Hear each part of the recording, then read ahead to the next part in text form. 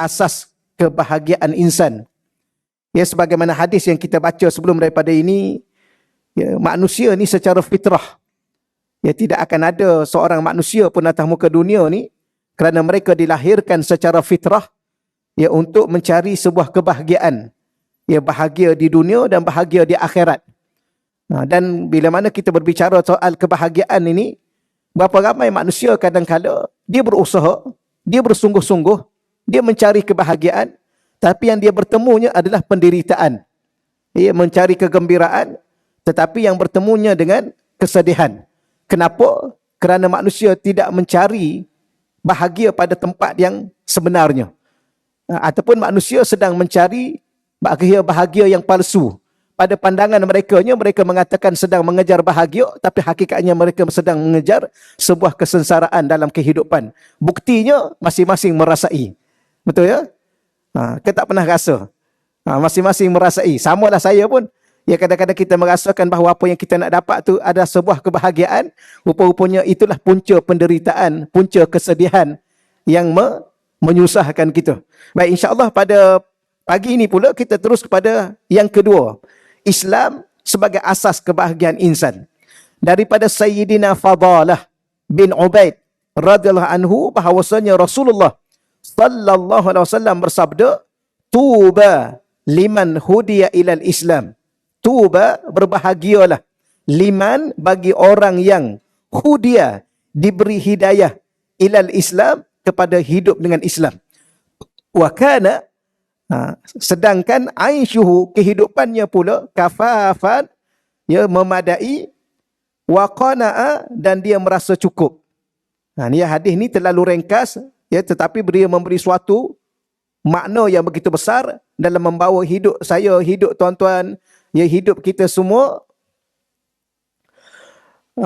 kepada sebuah kebahagiaan. Saya ulang balik, ya, supaya kita dapat melihat kepada perkataan-perkataan tu. Pertamanya ialah tuba.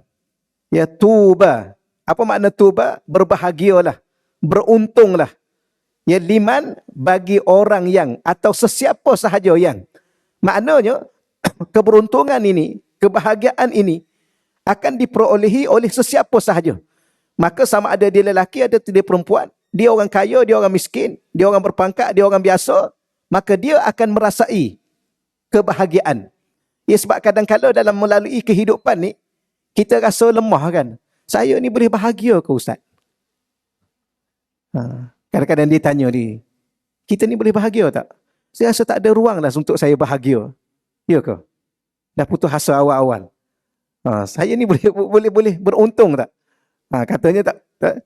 Wallah alam. Tapi liman, sesiapa sahaja yang mana orang itu hudia, telah diberi hidayah kepada apa? Kepada Islam. Ia telah diberi hidayah kepada Islam. Wa kana aisyuhu, dan sedangkan kehidupannya pula kafaf. Ada dua perkataan kita akan belajar nanti. Pertama, kafaf. Apa makna kafaf? Memadai. Yang kedua, qana'a, iaitu qana'a ni ialah merasa cukup dengan sedia apa yang ada. Hadis riwayat Imam Tirmizi. Baik, kita lihat muka surat 14 tu. Itu syarah dia. Fitrah insan yang ingin bahagia, ya, manusia ni dilahirkan, salah satu perasaan yang akan muncul dalam hati manusia ni, sesiapa sahaja mereka, di mana sahaja mereka dilahirkan, ya, sebagai siapa mereka pada hari ini, maka fitrahnya ingin bahagia. Yang mana ia adalah hubungan kepada Maha Pencipta. Yang kita belajar hadis yang pertama ni, kunci kebahagiaan, pintu kebahagiaan, mula-mula dikata kunci. Ya, kunci kebahagiaan ni ialah berinteraksi dengan Allah, berhubung dengan Allah. Maka di saat saya dengan tuan-tuan memutuskan hubungan dengan Allah, wal-iyazubillah, atau di saat seseorang manusia itu memutuskan hubungan dia dengan Allah, atau di saat manusia itu dingin hubungan dia dengan Allah, ataupun dia menjauhi hubungan dia dengan Allah, maka dia sudah tidak ada satu kunci ke arah kebahagiaan. Dia hilang kunci kebahagiaan. Maka ketika itulah bermulanya hidup dia akan membawa kepada kesengsaraan. Okey, bila mana kita dapat kunci tersebut, kunci itu biasanya untuk buka pintu. Betul ya? Atau untuk buka sesuatu lah. Mana boleh kunci semata-mata kunci tetapi tak buka apa-apa. Maka simpan ajalah kunci itu, maka tak ada manfaat apa-apa. Maka dikatakan di sini kunci itu ialah untuk membuka pintu, dan pintunya ialah Islam. Selain perjalanan ini, dia sebenarnya menuju derita walaupun dengan ribuan ketawa di sepanjang perjalanannya. Kita lihat orang lain, kita lihat tuan-tuan sekalian ni, ada orang ni ketawa je kerja dia. Ya, pergi jumpa kawan ketawa, minum sambil ketawa, ya ke? Bercakap pun sambil ketawa. Apa lagi? Apatah lagi berhibur, apatah lagi duk tengok maharaja lawak, lagilah banyak ketawa. Tapi di sebalik itu tersirat, tersimpan 1001 penderitaan. Betul? Pernah rasa juga? Jumpa kawan-kawan senyum, balik-balik rumah menangis. Pernah? Biasanya orang perempuan lah ya. Kau orang lelaki pun sama. Ya kadang-kadang kita ni tuan-tuan sekalian ya. Kita ni orang lelaki, orang perempuan sama je. Sebenarnya. Cuma orang lelaki ni dia tak tunjuk. Betul. Kadang-kadang orang lelaki ni tahu dia menangis kat mana. Suami-suami perempuan tahu dia menangis kat mana. Dia berhenti kereta tepi jalan. Dia menangis dulu. Ya, lepas tu ada orang tanya kat kita. Orang tanya kat kita kan. Tuan-tuan pernah tak? Kita berhenti kereta tepi jalan. Kita duduk, kita renung kehidupan kita. Tanggungjawab kita banyak dengan isterinya, dengan anak-anaknya. Kemudian pula anak-anak pula buat masalah sikit kan? Ya ke? Ke isteri yang buat masalah? Tak ada lah tuan. Hidup ni akan ada masalah dengan anak, dengan isteri. Cuma banyaknya sikit. Biasalah tuan-tuan. Tapi kadang-kadang kita rasa mungkin kita yang bersalah. Ya kerana kita ketua keluarga. Kita ni ketua keluarga. Mungkin kita gagal dalam mendidik isteri kita. Kita gagal dalam mendidik anak-anak kita. Kita gagal dalam melalui kehidupan kita sebagai seorang hamba. Akhir sekali datang dalam diri kita sebuah keinsafan. Ya Allah, macam mana aku nak buat, Ya Allah? Kadang-kadang kita buntu juga. Ni saya cerita sebagai seorang lelaki lah kan. Betul tuan ya? Lebih kurang aja kita ya. Betul kadang-kadang. Tapi kalau kita tak nak fikir, mudah aja juga pun. Ya apa saja yang ada berlaku depan mata kita, tempuh ajalah. Rempuh ajalah. Maka tak perlu rasa apa-apa. Habis kalau isteri sedih, biarlah dia nak sedih. Terpulang pada dia lah. Kalau anak-anak nak jadi apa, jadi je lah. Ada juga orang macam tu. Tapi kita ni akan tahu buat suatu hari nanti bahawa kita akan ditanya oleh Allah. Dipersoal jawab oleh Allah. Ya, macam mana Allah, kalau Allah tanya kita tentang isteri kita, macam mana Allah tanya, macam mana nak jawab? Masalah di akhirat nanti. Jawab, alhamdulillah masuk syurga. Tak boleh jawab, yang ni yang menjadi masalahnya. Ya, kalau kita boleh jawab dan boleh jawab tu pun ada dua juga. Jawab betul ke jawab salah? Betul ya? Boleh jawab tak akhirat nanti? Boleh. Betul ke salah jawapan itu? Tapi kalau boleh jawab tak akhirat nanti? Langsung tak boleh nak jawab. Macam mana kita nak berdepan dengan Allah? Macam mana kita nak bawa diri kita ke syurga? Tak apa, cuma saya nak bagi tahunya bahawa berapa ramai manusia pada zahirnya ketawa. Ya, dengan senampak kegembiraan pada diri mereka pada zahirnya. Tetapi hakikatnya mereka sedang derita. Ya. Nampak zahirnya mereka sedang melalui sebuah kegembiraan, hakikatnya sedang sedih. 1000 kesedihan. Bukan satu ya, 1001 kesedihan. Ini dah di antara apa yang berlaku pada saya, berlaku pada kita semua lah. Tak payahlah kita tengok siapa ya, diri kita lah. Ya. Akhir-akhir ni lagi banyak menangis ya, akhir-akhir ni. Semakin kurang. Kita makin berumur macam ni kan, makin banyak menangis. Paling kita kena menangis ke atas diri kita. Sedih terhadap diri kita. Kemana kita nak pergi? Kita masih terumbang-ambing dalam mencari sebuah kehidupan. Betul ya? Kehidupan yang selamat dunia dan akhirat. Ya? Baru nak faham, baru nak belajar, baru nak mula amal. Orang lain dah jauh dah pertinggalkan kita. Betul ya? Orang lain dah khatam 100 kali dah dengan umur yang ada ni. Kita baru berapa kali? Orang lain dengan umur tuan-tuan ni, sama lah dengan umur saya pun lebih kurang lah kita kan. Dengan umur puan-puan ni, ya, dah 100,000 dah selawat, dah 100,000 istighfar. Kita ni baru 10,000 ataupun baru nak mula. Orang lain dah umur macam ni tak tidur malam dah. Kalau tidur pun sikit dah. Kalau makan pun sedikit. Kenapa? Sebab banyak puasa. Yang tidurnya sedikit. Kenapa? Sebab banyak bangun qiyamul lail. Bercakap dah mula sedikit kerana banyak berzikir. Tapi kita ni baru nak mula. Orang lain dah jauh dah. Ya. Orang lain 8 rakaat. Solat duha. 1 rakaat, 1 juzuk. Ya. Kita 2 rakaat. 1 rakaat inna a'tayna, 1 rakaat qul huwallahu ahad. Betul. Saya cakap tu saya lah. Sebab tu saya, kalau saya solat, memang saya solat sunat, saya baca qul huwallahu ahad. Tapi 3 kali 1 rakaat. Okey lah ya. Boleh khatam Quran. Okey lah. Ayat tu, tapi bila mana akhir sekali, ya Allah, Ya Allah, macam mana aku ni ya Allah? Masih terumbang-ambing dalam sebuah perjalanan menuju ke syurga Allah Subhanahu Wa Taala. Sebab tu saya ulang lagi sekali. Ya, maka kunci dalam menjadikan hidup kita, keluarga kita bahagia ialah jangan putuskan hubungan dengan Allah. Semakin hari semakin erat hubungan kita dengan Allah. Tapi kita kena ada pintunya untuk kita masuk dalam sebuah kegembiraan, kebahagiaan ialah Islam. Selain perjalanan melalui Islam, dia sebenarnya menuju derita walaupun dengan ribuan ketawa di sepanjang perjalanan dia. Islam pula ada 5 rukun. Yang ni saya tak nak baca, itulah kita baca cepat-cepat yang ni. Islam ada 5 rukun sebagaimana disebutkan dalam hadis yang sahih. Ya, bunyal Islam, minta maaf. Bunyal Islam ala khamsin. Bunya ni dibina Islam itu. Ya, bunya dibina Islam ala khamsin di atas 5 asas ataupun 5 tiang. Rukun ni saya pernah sebut pada tuan-tuan dan puan-puan ya. Rukun ni apa makna asal makna rukun? Sudut. Rukun dalam bahasa Arab asal maksudnya sudut. Di sudut tu ada apa biasanya? Sudut bangunan. Di sudut bangunan tu biasanya ada tiang. Cuma tak nampak aja tu. Ada tiang kat situ.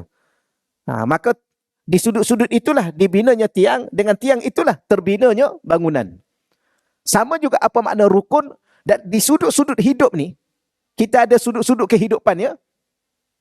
Pernah tahu ke? Ke pagi ni baru tahu.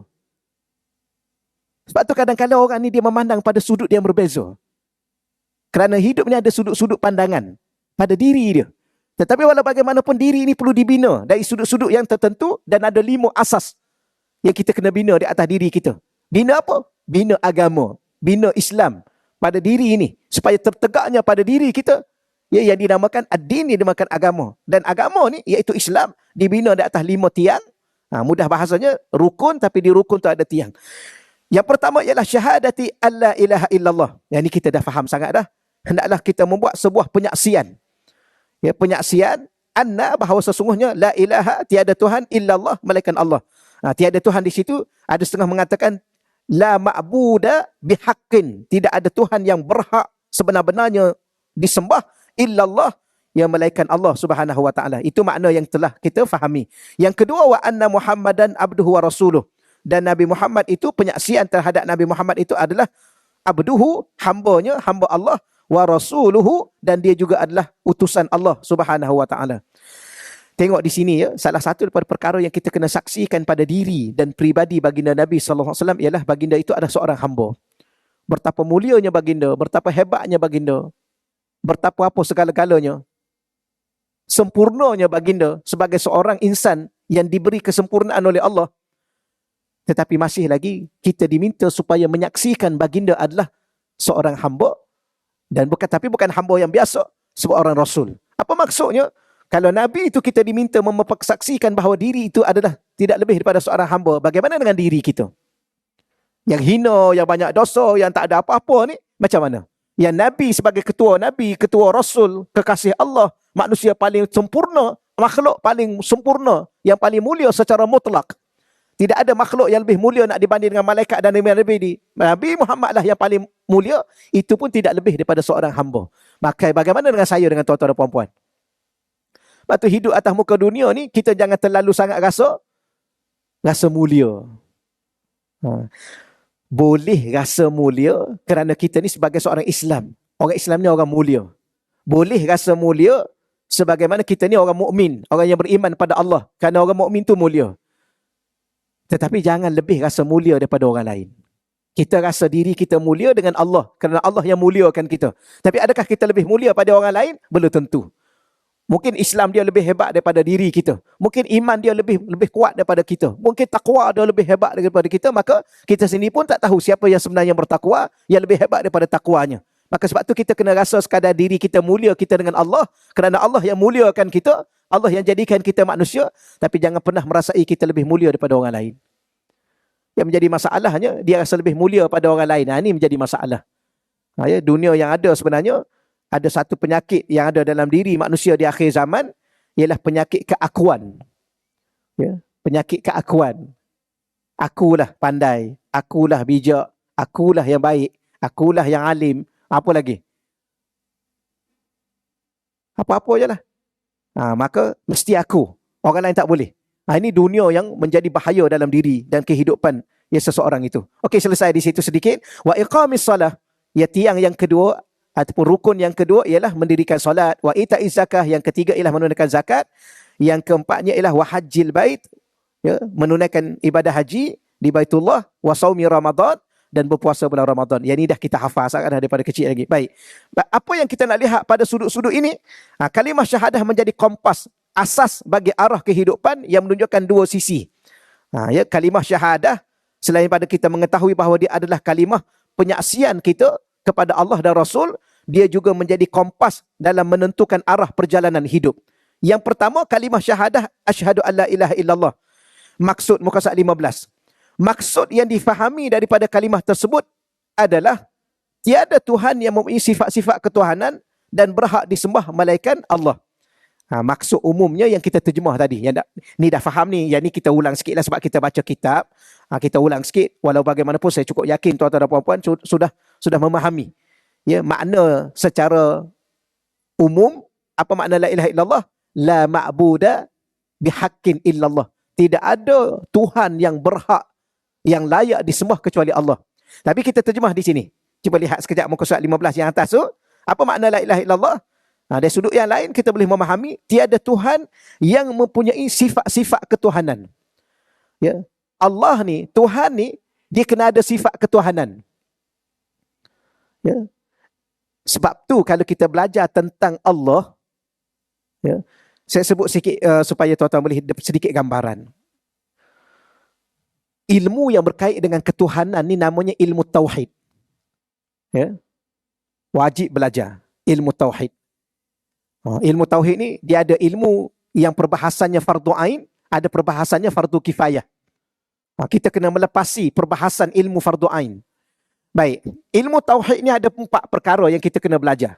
Ni dah tahu semua ni, saya ulang balik supaya kita perbaharui balik ingatan kita, pemahaman kita. Ilmu tauhid ada 4 perkara yang kita kena belajar. Yang pertama bab ketuhanan. Yang kedua bab kenabian. Yang ketiga bab berkaitan dengan perkara gaib. Sam'iyat, perkara gaib. Yang keempatnya kita kena belajar tentang mumkinat, tentang makhluk-makhluk. Yang pertama bab ketuhanan. Yang kedua bab kenabian. Yang ketiga bab perkara-perkara gaib. Yang keempat ialah bab makhluk. Kenapa kita kena belajar juga pasal makhluk dalam ilmu tauhid? Supaya kita mengenal siapa itu makhluk, apa itu makhluk. Agar kalaulah ada yang makhluk, yang sifatnya makhluk, tiba-tiba mengaku Tuhan. Ada tak? Ada, dah ramai dah. Ada berapa orang dah kat Malaysia ni. Kita ingat kat Mesir aja yang ada. Mesir itu berapa orang yang mengaku Tuhan?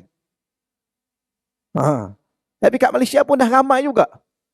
Nama Harun, nama Pin ke apa, macam-macam kan. Dia kena ayah. Macam-macam nama.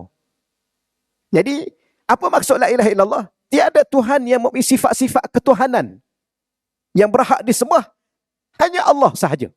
Selain Allah, dia tidak ada sifat ketuhanan. Yang ada padanya sifat makhluk. Kemudian baru kita belajar apa itu sifat ketuhanan dan apa itu sifat makhluk. Okey, selesai di situ dulu. Baik, kalimah ini menjelaskan kepada insan tentang hakikat dirinya. Betapa hakikat kekuasaan Allah dan ketuhanannya. Hakikat di sini ada 2 perkara perbahasan. Satu hakikat yang orang kata syariat, tarikat, hakikat, makrifat. Ini satu bidang ilmu. Hakikat di sini ialah makna yang sebenar-benarnya. Maksud yang sebenarnya. Tuan-tuan dan puan-puan, ilmu ni luas. Dan ilmu yang paling luas ialah ilmu tentang ketuhanan. Ilmunya tidak mampu dijangkau sampai kepada satu batas yang hakikat tentang Allah dengan sebenar-benarnya. Sebab tu tentang Allah ni perkara pertama. Allah ni kalau kita bincang tentang Allah, tentang ketuhanan, dia ada 3 perkara utama. Ni pun saya pernah sebut. Pertama ialah mengenal Allah. Yang kedua mentauhidkan Allah. Yang ketiga mensucikan Allah. Saya ingatkan balik apa yang belajar. Dalam bab mengenal Allah ni, Yang ni pun tidak mampu untuk kita sampai kepada kemuncak yang sebenar-benar mengenal Allah. Maka saya nak sebut pada tuan-tuan dan puan-puan ialah ilmu ni suatu perkara yang terlalu amat luas dan dalam. Sehingga diibaratkan lautan ilmu. Dan lautan ilmu yang tanpa bertepi, tanpa penghujung ialah bab ketuhanan. Maka sebab tu kadang-kadang disebutnya ialah kalimah ini menjelaskan kepada kita sebagai seorang manusia tentang siapa diri kita. Dan betapa hakikat kekuasaan Allah. Ya, yang mana kita tidak pernah terlepas pun satu saat, satu waktu, satu kelipan mata, kita berada di bawah kekuasaan Allah. Tak payahlah rasa kaya takat mana pun, tak payahlah nak rasa kehebatan tara mana pun, kita masih berada di bawah kekuasaan Allah. Tak ke mana kita. Boleh ya? Dan hakikat ketuhanan meliputi seluruh wujud diri dan alam ini serta kehidupannya. Hidup ni tuan-tuan, kita ke mana pun kita pergi tak akan terkeluar daripada batas iradah Allah. Tak terlepas daripada kekuasaan Allah. Apa lagi yang kita nak cakap? Boleh faham insya-Allah ya? Diam macam ni. Maka sebab tu saya pernah tanya dulu soalan masa kita belajar kitab-kitab sebelum ni. Ya. Hidup ni kalau kita benar-benar meneliti, merenungi, menghayati tentang siapa hidup ni, sebenarnya seluruh kehidupan yang sedang kita nikmati ni, yang kita sedang lalui ni, semuanya tentang Allah. Maka bahagia tu di mana nak dapat? Pada Allah.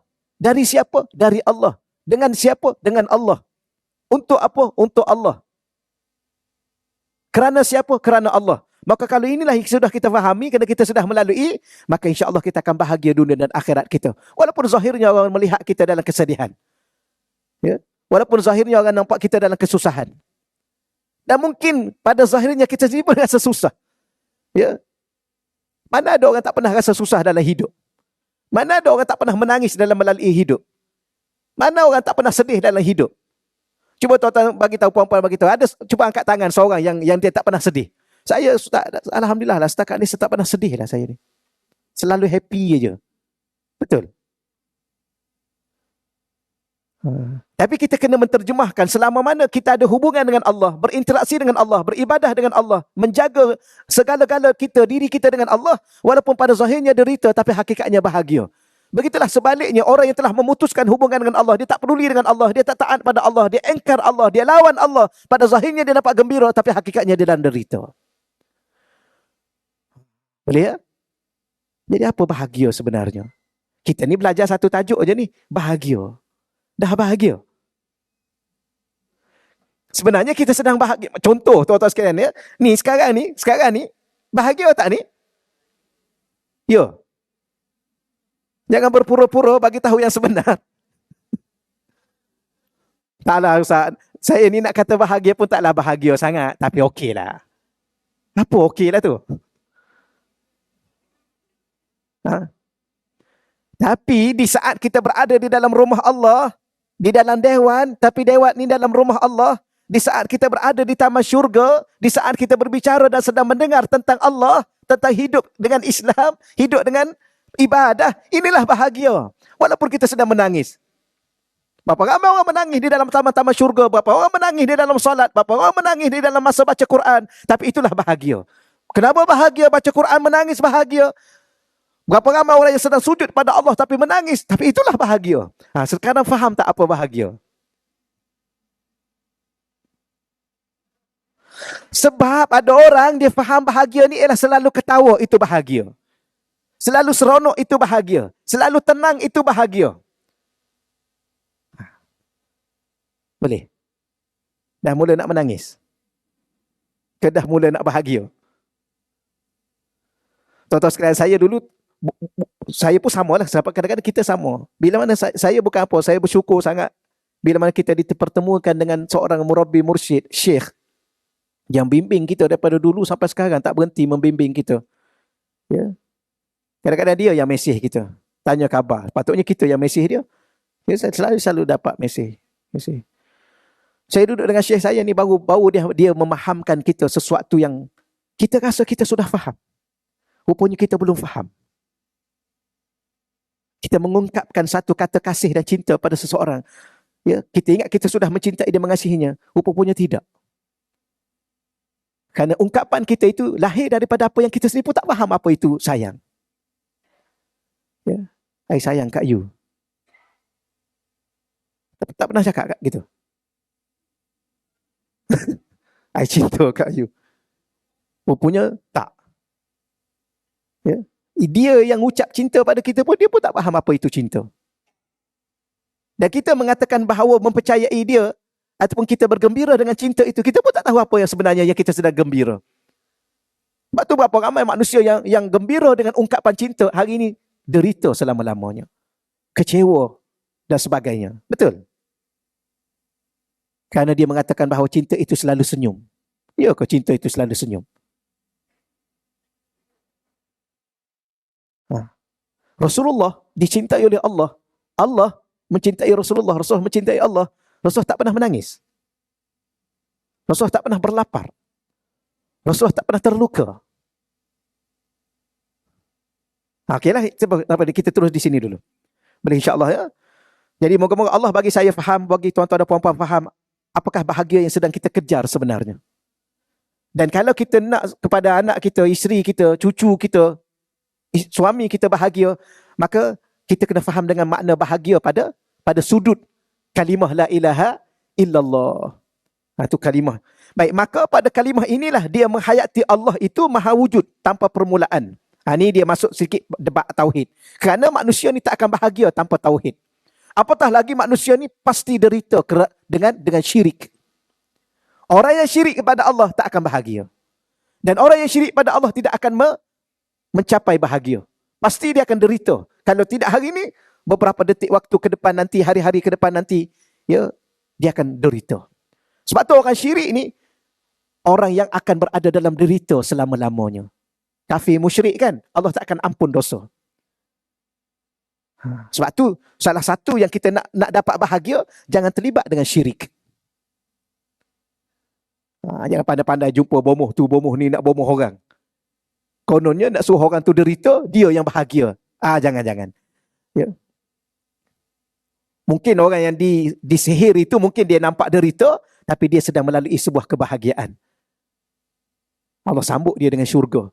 Yang duk gembira tu, duk bomoh orang tu, contohnya. Ni tak ada lah kan, saya baru contoh lah kan. Kena contoh lain. Ya. Contoh lain banyak lagi lah. Contoh lain banyak. Dia nak bagi tahunya syirik.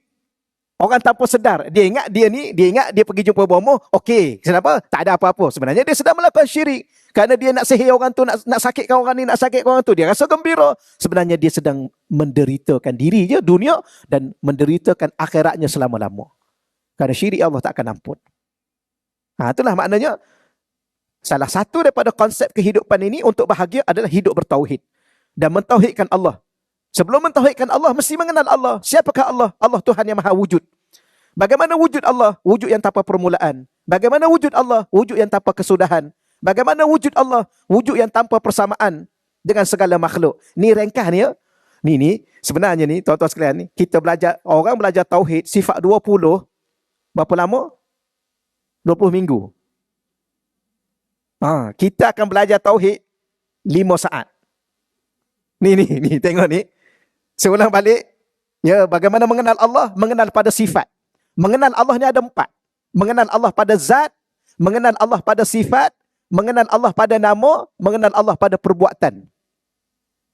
Sebab tu setengah ulama mengatakan tauhid ini, dia makam tauhid itu ada 4. Ya, tauhid af'al, tauhid asma, tauhid sifat, tauhid zat. Ya. Tapi af'al siapa? Af'al Allah. Mentauhidkan perbuatan Allah. Segala apa yang kita tengok ni adalah dari Allah. Tidak akan bergerak satu gerakan, ya, debu pun, tidak akan berterbangan satu debu pun, kecuali dengan Allah yang menggerakkannya. Kita tengok burung yang terbang. Ingat kita baca surah Al-Mulk.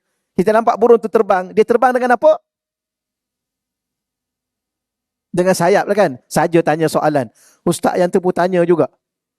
Ya, supaya kadang-kadang terfikir. Sebenarnya pada fikir kita, itu adalah dia terbang dengan sayap. Sebab tu berapa ramai orang yang ingin menjadi burung tanpa sayap. Ya. Aku ingin menjadi burung yang berterbangan, tapi tanpa sayap. Kita nampak akal kita sayap. Sebenarnya cuba baca surah Al-Mulk. Bukan sayap yang menerbangkan burung itu, tapi Allah yang memegangnya. Lepas tu dia boleh terbang. Sebab tu suatu hari nanti kalau kita dekat dengan Allah tanpa sayap pun kita boleh terbang. Kerana Allah yang akan membawa kita. Okey, boleh insya-Allah ya. Baiklah, itu saya sebut secara perintah lalulah. Jadi saya ulang balik, dalam masa 5 minit ke tak sampai, saya rasa 1 minit kita belajar tauhid. Ya, Allah itu wujud Allah tanpa permulaan. Wujud Allah tanpa kesudahan. Ya, wujud Allah tanpa permulaan maksudnya Allah itu adalah wujud tanpa permulaan, kidam. Wujud tanpa kesudahan, baqa. Wujud tanpa persamaan dengan makhluk, mukhalafatuhu ta'ala lil hawadis. Ya, tanpa berhajat kepada apa-apa dan sesiapa pun. Ya, tanpa sekutu.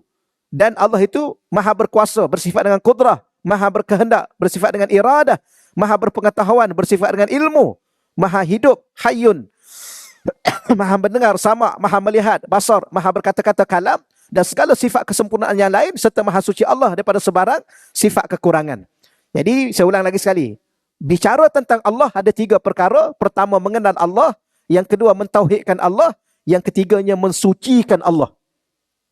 Tolong ada serentak dalam seluruh perjalanan hidup ni. Allah, pertama mengenal Allah. Yang kedua, mentauhidkan Allah. Yang ketiga, mensucikan Allah daripada sebarang kekurangan. Maka bila mana kita sudah mengenal Allah, kita sudah mentauhidkan Allah, dan kita sudah mensucikan bahawa Allah itu suci daripada sebarang kekurangan, maka pada waktu itu kita telah berinteraksi dengan Allah dan kita telah memulakan sebuah langkah perjalanan ke arah kebahagiaan. Kerana yang membahagiakan kita sebenarnya Allah. Bukan suami, bukan isteri. Jangan pernah berjanji pada isteri, you kahwin dengan I akan bahagiakan you.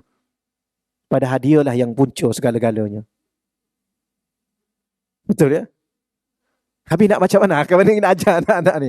Ajar anak lelaki, jangan pernah bagi janji yang pelik-pelik pada orang perempuan. Ya? Macam itulah, you kahwin dengan I bawa you bermula madu di atas pelangi. Tak adalah, itu bahasa-bahasa cinta. You kahwin dengan I, insya-Allah, dengan izin Allah, dengan kehendak Allah, dengan bantuan Allah, insya-Allah, ya, kita sama-sama bahagia dengan Allah. Itu bahasa, ya, bahasa baru dalam percintaan, ya ke? Jangan tiru orang dulu-dulu. Orang dulu-dulu pun okey juga, cuma bahasa dia bahasa kiasan, kan? Tapi yang diungkap tu orang yang salah faham. Ya, dulu you janji dengan I, you akan bahagiakan I. Sekarang you lah punca segala-galanya. Kenapa? I tak faham. Sebenarnya dua-dua pun tak faham. I pun tak faham juga. Ya, kenapa? Kerana sebenarnya dua-dua itu sedang memutuskan hubungan dengan Allah. Yang kata-kata yang tak bahagia itu sebenarnya, pertama, tak solat. Dia solat, ustaz, tapi kenapa tak bahagia juga? Ya, dia solat dengan tidak sebenar-benar solat. Solat tu hubungan hati dengan Allah. Bukan sekadar ungkapan mulut. Bukan sekadar sujud dan rukuk. Ya, tapi hati itu dengan Allah. Dan lama kelamaan hati itu akan tunduk kepada Allah. Orang yang ingat Allah, dia akan ingat segala-galanya. Orang yang tunduk kepada Allah, dia akan tunduk kepada segala-galanya.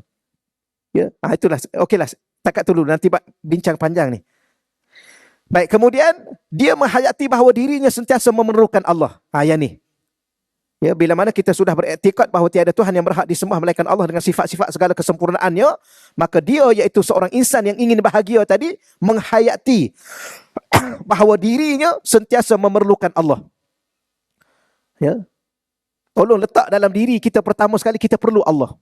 Dalam apa? Dalam semua keadaan. Di mana? Di semua tempat. Dalam semua situasi. Dalam setiap detik waktu dan masanya kita perlukan Allah. Ya, sentiasa perlu hanya tunduk dan mencari redha Allah. Serta pada hubungan dengannya lah, dia akan mencapai kebahagiaan abadi. Ini kita faham dah. Baru ni kita dah faham dah sikit. Baik, kalimah yang kedua, sudut yang kedua. Ataupun kalimah ni dia dalam satu sudut lah. Ya, dari kompas yang kedua, iaitu wa asyhadu, ya, aku juga bersaksi. Bersaksi itu di mana? Ya, di hati. Dari hati ke hati itu bersaksi. Setelah kita mempercayai dan meyakini bahawa Nabi Muhammad adalah seorang Nabi dan Rasul, maka di hati kita mesti menyaksikan, ya, bahawa Nabi Muhammad itu adalah utusan Allah. Maksud daripada kalimah kedua ini ialah dan aku bersaksi bahawa Nabi Muhammad itu utusan Allah. Muka surat 16. Kalimah ini menjelaskan kepada diri insan, ya, kalimah ini menjelaskan pada diri kita sebagai seorang manusia, walaupun dia diliputi pengaruh kekuasaan Allah, dia juga dalam masa yang sama diberi keupayaan, wus'u dalam bahasa Arab, yang mana dengannya dia perlu menunaikan tugas kehambaan kepadanya dengan melaksanakan perintahnya dan menjauhi larangannya. Kedua-dua kalimah syahadah ini menunjukkan kesepaduan antara hakikat dengan syariat dan di antara keimanan dan ketaatan. Gini ya, kalau kita bahas dari segi ilmu tasawuf, sebab tu disebut hakikat tadi. Di saat kita berhubung dengan Allah, itu hubungan hakikat. Hubungan dengan yang sebenar-benarnya. Okay. Di saat kita berinteraksi dengan kita ni, sebab tu saya nak sebut begini, satu contohlah. Tuan-tuan sekarang ni sanggup duduk kat depan ni, khusyuk dengar kan? Saya duduk kat depan ni, tuan-tuan sedang berinteraksi dengan siapa sebenarnya? Begitu juga saya sedang melontarkan kata-kata bicara dalam mengikut hadis baginda Nabi ni, saya berinteraksi dengan siapa pada hakikat sebenarnya?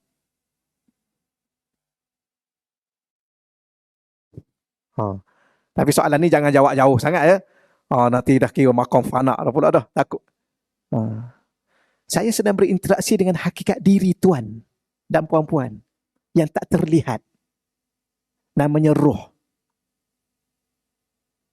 Begitu juga tuan sedang mendengar saya sedang bicara ni dengan diri saya yang namanya roh. Kalau saya dah tak ada, roh dah keluar, kemudian letak saya kat sini, namanya apa? Mayat. Nak duduk depan ni? Nak duduk dah depan ni? Duduk, tengok. Nak tengok apa? Nak duduk 2 jam, duduk 20 jam, tengok mayat? Nak? Jadi saya nak sebut bahawa salah satu perkara yang kita sedang berinteraksi ni, berinteraksi dengan hakikat diri yang sebenar.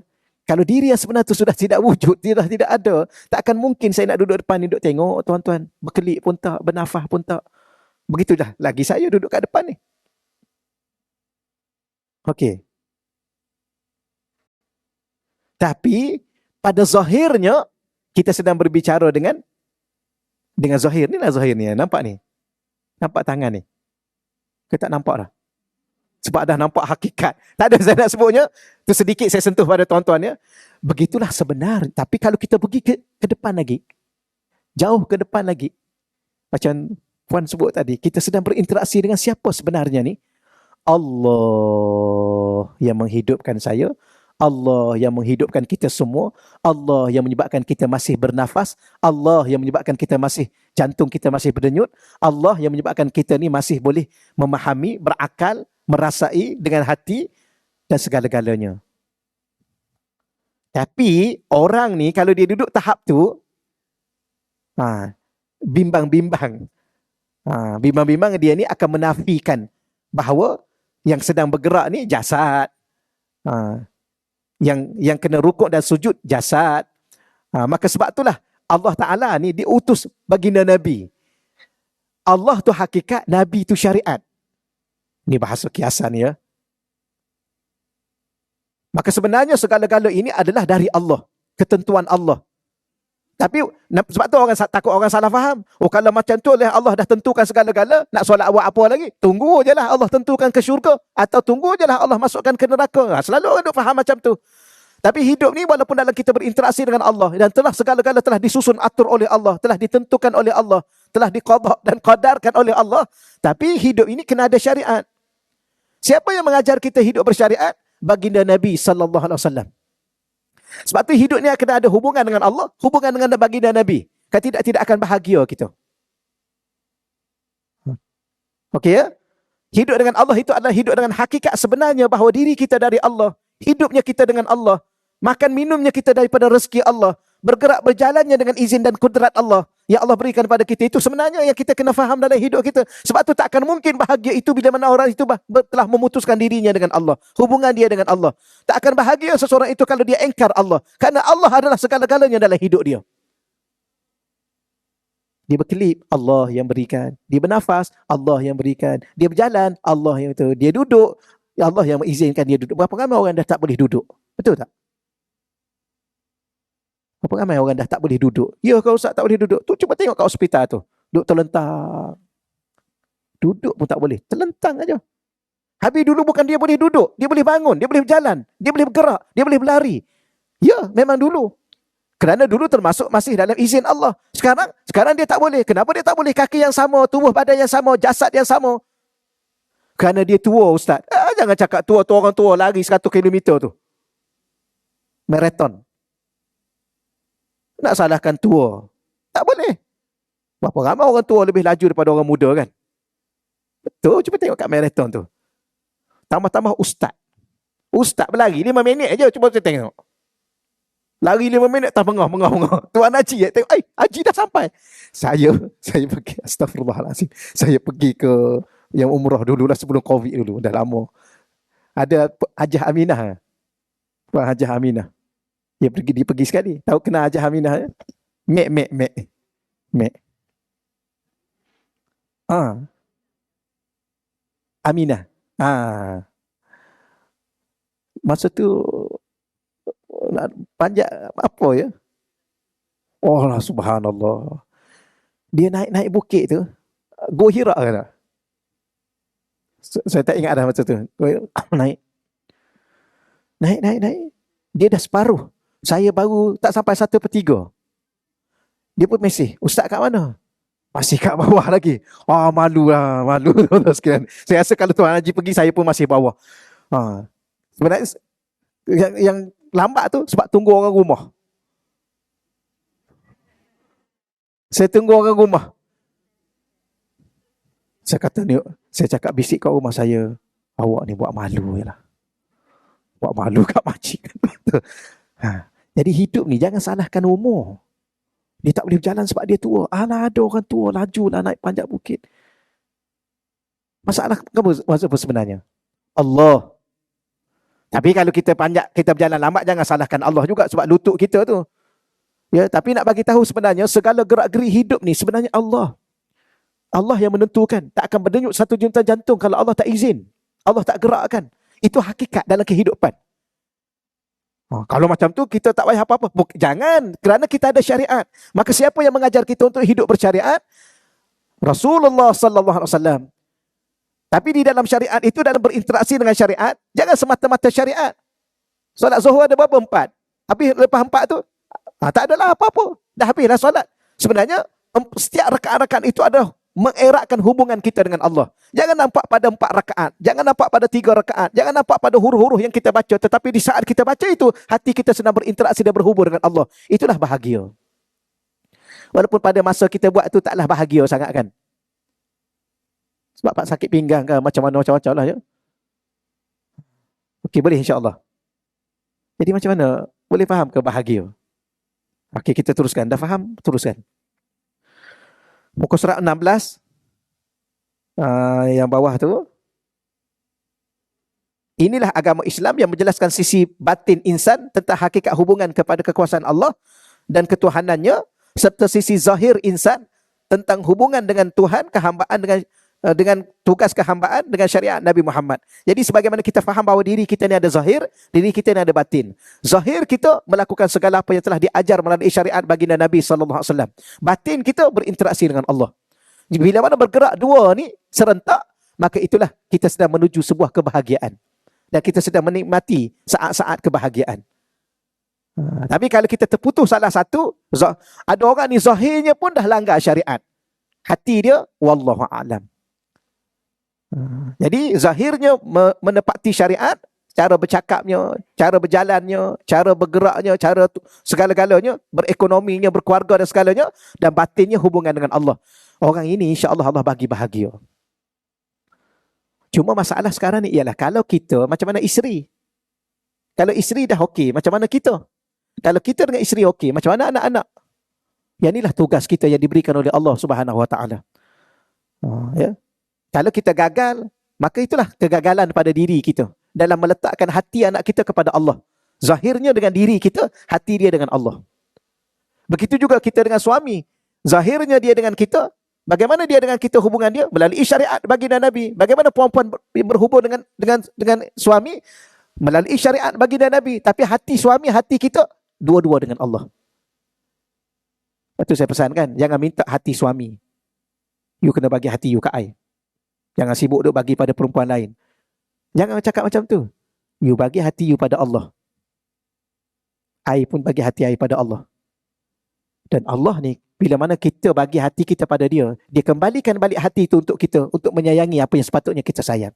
Untuk mencintai sesuatu yang sepatutnya kita cinta. Itu sebenarnya. Tapi oleh kerana kita nak mencintai seseorang daripada diri kita, sedangkan kita sendiri pun tak mencintai diri kita. Betul ya? Macam mana kita mencintai seseorang? Kita sebagai suami mencintai isteri. Kita sebagai isteri mencintai suami. Sedangkan diri kita sendiri kita tidak cintai. Macam mana mencintai orang tanpa mencintai diri sendiri? Betul? Betul kan ni? Ya kau Ustaz, saya tak cinta pada diri saya. Tu, Rabbana zalamna anfusana. Doa tak doa tu? Kenapa doa tu? Kerana mengakui bahawa diri ini sedang menzalimi diri sendiri. Tapi bila mana kita cinta, hati kita bawa pada Allah. Allah bawa kembali hati itu, dengan hati itulah kita akan mencintai. Itu benar. Maka orang yang meletakkan hati dia dengan Allah, hubungan hati dia dengan Allah, maka Allah akan bawa hati itu kembali kepada dirinya. Maka hati ini mencintai dirinya. Bagaimana bukti kita mencintai diri kita? Sentiasa dalam taat kepada Allah. Orang nak tahu dia cinta tak pada diri dia, dia sayang tak pada diri dia, dia berada dalam batas-batas ketaatan kepada Allah. Bila mana dia keluarkan diri dia daripada batas kemaksiatan, ingkar Allah, ketika itu dia bukan mencintai dirinya, dia sedang menzolimi diri dia. Orang yang menzolimi diri sendiri, macam mana dia nak mencintai orang lain, diri dia sendiri pun dia zolimi. Okey, insyaAllah ya. Okey ke bahasa tu ke kita ni, kita apa ni Ustaz, macam kita bermadah aja ni. Ni madah-madah bahagia ni kan. Boleh insyaAllah ya. Okey, seterusnya. Ini adalah hubungan antara keimanan dengan kehambaan. Ya. Dalam hati kita, keimanan, zahir diri kita mempamerkan sebuah kehambaan kepada Allah. Maka penjelasan bagi rukun Islam yang lain ialah berkaitan dengan kehambaan yang asas. Ya, solat fardu 5 waktu ni bukti-bukti kehambaan kita. Zuhur, asar, maghrib dan isyak. Keluar zakat sama ada zakat harta ataupun zakat fitrah. Puasa di bulan Ramadan dan menunaikan haji di Baitullah. Ya, bagi yang mampu. Ini penzahiran kepada kehambaan yang kita nak pamerkan pada Allah dengan apa? Sebagai suatu bukti keimanan kita kepada Allah dan Rasul. Keimanan ialah perjalanan hati. Adapun iman itu ada sebuah perjalanan hati kita. Dan ketaatan tadi ialah perjalanan zahir. Ya. Iman, perjalanan hati kita dalam bertemu dengan Allah. Zahir kita, solat. Zahir kita, ya, puasa. Zahir kita, ibadah haji dan sebagainya lah. Okey. Yang mana gabungan daripada perjalanan zahir dan perjalanan batin adalah kehambaan yang sempurna dan perhubungan yang baik kepada Allah. Salah satu tugas kita ni sebenarnya menjadi hamba yang sempurna. Ya. Kita kadang-kadang kita nak, tuan-tuan sekalian, salah satu fitrah manusia ni dia nak kesempurnaan. Makan yang sempurna, tidur yang sempurna. Ya. Sempurna tu pada diri kita, bukan pada diri orang lain. Mungkin kita pada diri kita, kita makan apa? Kita rasa dah cukup, okey, alhamdulillah, selera dan sebagainya. Tidur 2, 3, 4 jam, walaupun tidak ada katil ke, tilam pun tak ada kan. Tapi tidur nyenyak. Sebab tu kebahagiaan ni bukan pada tempat. Ada orang dia tidur atas tilam yang tebal. Ya, dengan aircon, dengan apa semua sekali. Dia apa? Ditemani dengan alunan instrumental ke apa? Tidur dia lena. Ya ke lena? Tapi ada orang tidur di rumah yang itu di atas lantai. Ya, dalam kesejukan hujan renyai-renyai. Tapi lena dia. Bahagia dia. Kerana bahagia tu di sini. Apa di sini? Hubungan dengan Allah. Okey, insya-Allah boleh ya. Muka surat 17. Kehidupan yang baik. Kehidupan yang baik.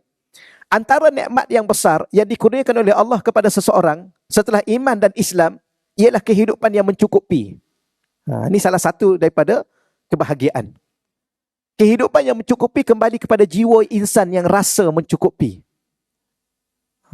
Hidup ni rasa cukup. Ya? Maka sebab bahagia ialah apabila seorang itu rasa cukup dengan kehidupan yang memadai. Ini salah satu sebab bahagia. Setelah kita berinteraksi dengan Allah, hati kita letak pada Allah, zahir diri kita letak pada syariat Rasulullah sallallahu alaihi wasallam. Kemudian kita laluilah hidup itu.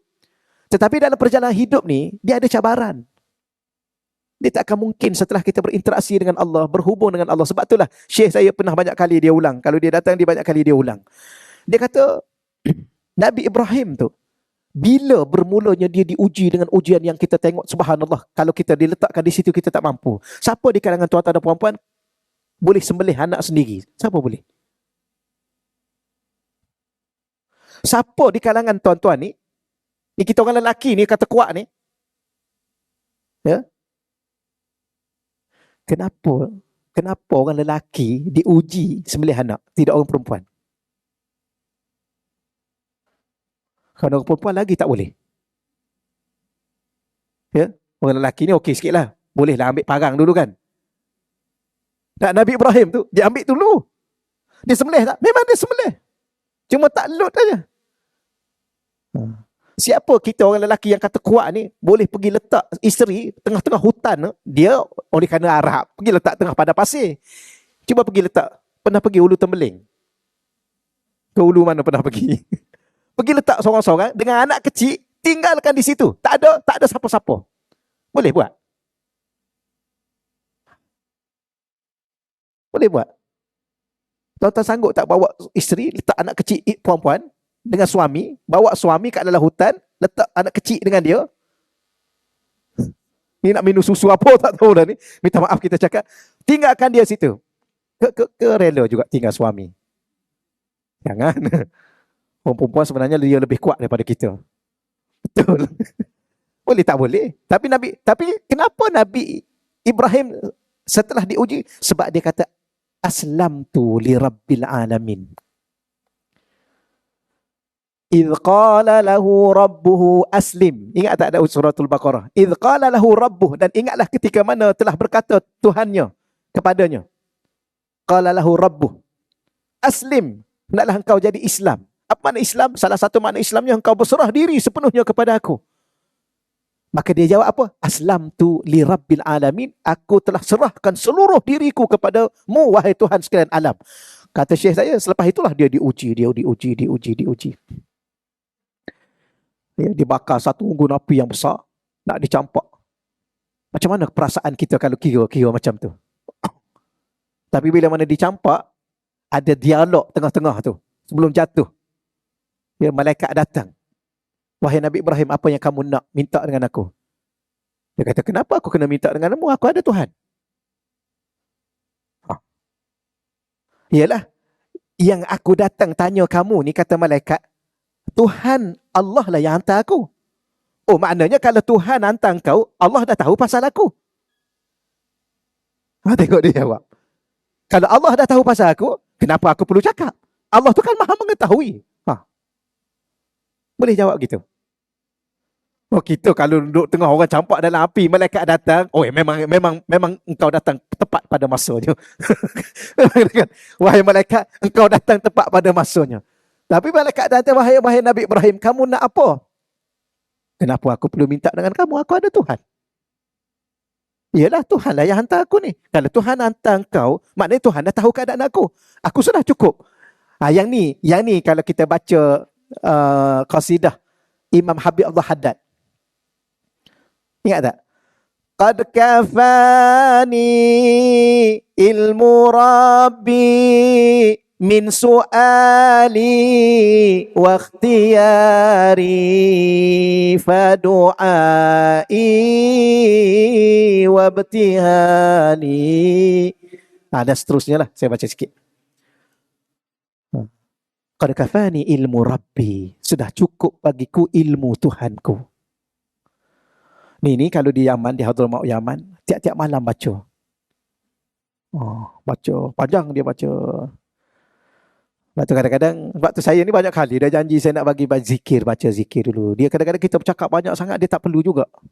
Dia kena zikir, bawa hati kita kepada Allah. Dengan zikir-zikir tertentu. Hari ni mungkin Kak Su ada? Tak ada. Saya mesejkan dalam itu dia, dalam telefon dia. Kalau ada dalam telefon dia tu boleh kita baca. Okey, tak apalah, kita teruskan dulu. Allah. Maka sebab bahagia ialah apabila seseorang itu rasa cukup dengan kehidupan yang memadai. Maksudnya kehidupan seorang itu kafaf. Ya, dalam bahasa Arab. Apa makna kafaf? Memadai. Ialah tidak kurang daripada keperluannya sehingga dia putus asa dan tidak lebih daripadanya sehingga dia sombong dan melampaui batas. Rupanya hidup ni bahagia pada sesuatu yang memadai. Taklah kurang sehingga kita terpaksa meminta-minta. Ya, ataupun kita dah putus asa dah. Tidaklah terlalu lebih sangat sehingga kita sombong dengan apa yang ada. Sebab tu kadang-kadang ilmu ni kan, kalau kurang sangat tak boleh juga, tapi lebih sangat pun sampai kita sombong tak perlu juga sebenarnya. Ya, akhir zaman kita tengok berapa ramai orang sombong dengan ilmu. Ya. Ada yang sombong dengan harta, ada yang sombong dengan pangkat. Pangkat ni nak kena ada juga kan? Betul? Tak ada? Pangkat seorang suami, tak ada? Pangkat seorang isteri, tak ada? Kedudukan. Ketua sebuah keluarga. Apatah lagi ketua pada masyarakat, negeri dan negara. Itu cerita lain lagi besar. Okay. Baik, hadis ini menjelaskan tentang asas kebahagiaan di dunia sebenarnya tidak tergantung pada zahir kehidupan, tetapi pada sebagai apa kita hidup dalam kehidupan. Ya, bukan semata-mata zahir kehidupan nampak mewah, nampak hebat, nampak berilmu, nampak segala-galanya, tidak. Tetapi pada sebagai apa kita dalam kehidupan ini. Jika seorang itu hidup sebagai hamba kepada Allah dengan adab kehambaan, hamba ni kena ada adab-adab sebagai seorang hamba. Ya, jangan bercakap lebih, ya, sampai menjadi tuan kepada itu. Kadang-kadang orang ni, sebab tu kita nak bercakap kan. Sebab tu orang ni yang hebat atas muka dunia ni wali-wali Allah. Kenapa? Kerana wali Allah ni dijaga setiap adab. Di saat dia berada di waktu pagi, dia ada adab masa. Ya. Di saat dia berada antara maghrib dengan isyak. Orang yang beradab antara maghrib dengan isyak ni sudut waktu, saya kata. Banyak adab ni sudut banyak. Kalau kita belajar adab, ada adab pada waktu. Tolong jaga adab. Di waktu apa? Antara maghrib dengan isyak. Maghrib dengan isyak ni antara waktu yang terbaik. Yang kalau boleh tidak ada tempat yang kita duduk kecuali satu je. Di mana? Di rumah Allah. Dalam keadaan bagaimana? Beribadah kepada Allah. Itu dia panggil adab waktu yang kita kena lalui. Jangan duduk di satu tempat antara maghrib dengan isyak ni di tempat-tempat yang Allah tak suka. Maka kita sudah tidak beradab sebagai seorang hamba kepada Allah. Kita tak perasan, tapi benda-benda begini ni mengangkat darjat seseorang di sisi Allah sehingga dia menjadi kekasih Allah. Sebab tu kadang-kadang kita kena apa dia panggil? Kena rasa dengki juga dengan orang ni. Kenapa dia boleh jadi baik? Kenapa dia boleh jadi wali? Kenapa?